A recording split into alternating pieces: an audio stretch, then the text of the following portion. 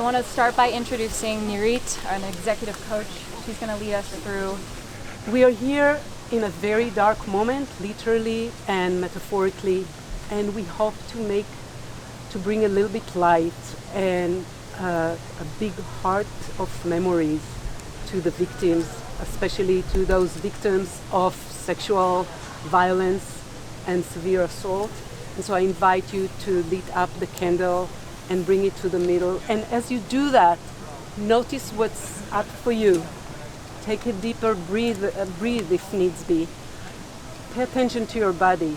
These are hard times and dark moments. We're going to bring only a bit of a light into them.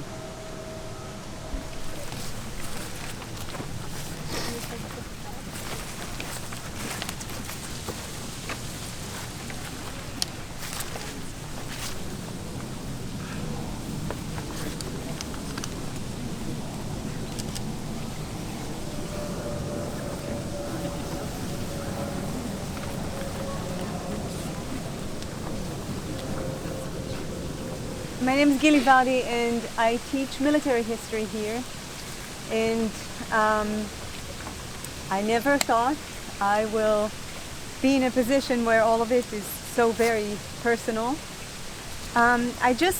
Before we start, I want to give you a sort of a background, a general background on sexual violence in war. Sexual violence is part and parcel of every war that you can think of, every conflict, every armed conflict that happened in the past.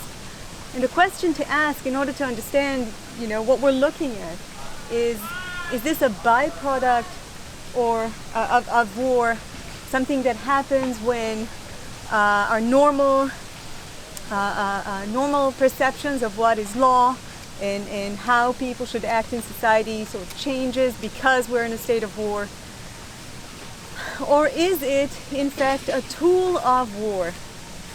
And when sexual violence is a tool of war, right, I can give you a few examples, well-known examples of it, and I think it'll help us think about what happened in Israel when Hamas attacked on October 7th. So one of the most well-known cases of the use of sexual violence as a way of punishing civilians is the Soviet advance into Germany in the Second World War. German women were systematically raped and as an organized way. We don't have any orders written, but we know that the Red Army organized it, and this was a way of punishing the German population. Another well-known example is Muslim women in Bosnia who were again systematically raped, and this time not only to for the purpose of revenge, but mostly in order to achieve two things. The first is humiliation, and the second is to destroy communities, right? Because it is a way of destroying whole communities. The purpose was actually to get them pregnant and for their children, right, to be of the wrong faith, and to shatter communities. But in Gaza, right, the point was not, we don't know. It doesn't look like the point was so much to destroy communities or to revenge or to humiliate per se, because as far as we know, most of the victims were also murdered, and whoever witnessed the actions was also murdered. The actions were caught, if at all, on body cams of Hamas militants, and these were meant for internal purposes, probably, I assume, for indoctrination. But I think mostly, right, since the women were not to be spared, since the women were not to survive, and whoever was around them was not to survive, right? We have to ask ourselves, other than indoctrination, what was it for? Who would stop in the middle of an act of war and do such things? And I think if we ask ourselves and we put our hearts and minds to it, my answer would be that beyond indoctrination, right, beyond the internal purposes, It's a way for bringing those militants closer to the cause. It's a way to make sure, right, that they will stay in the organization and continue identifying themselves further with it. And I think personally that it's also this purpose, right, should show us the way when we're thinking about our reaction. If they did it in order to humiliate us, then we will not be humiliated. We will talk about it and shout about it, and we'll never let anyone forget it. If it was meant to destroy our communities, then our communities will not be destroyed by it. And if it was meant to bring Hamas militants closer to their cause, then we will get them further from their cause. But I don't just want to be reactive to their actions. I ask you to remember, while we are in pain, right, about what happened to us, I ask you to remember that this happens in every war that is being fought anywhere in the world, and as we speak, also in Darfur. So I'm going to ask you to, while we are focused on what happened to Israelis, right, and Jews, also to think of other women in other conflicts. And this, I think, is the best answer to Hamas action.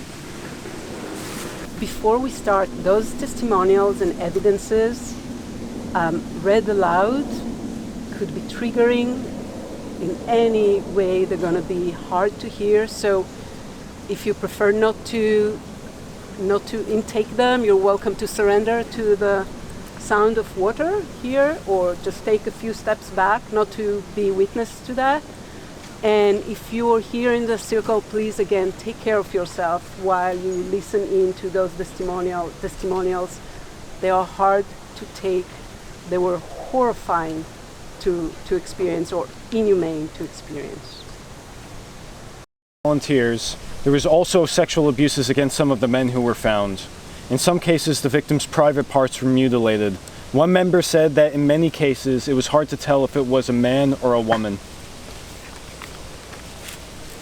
A woman identified by Israeli police officers only as S, who survived the massacre at the Nova Festival by pretending to be dead under a pile of corpses, described witnessing the gang rape and torture of a woman in testimony viewed by Jewish Insider. They bent a woman over, and I understand he's raping her, and then passing her to someone else, S said.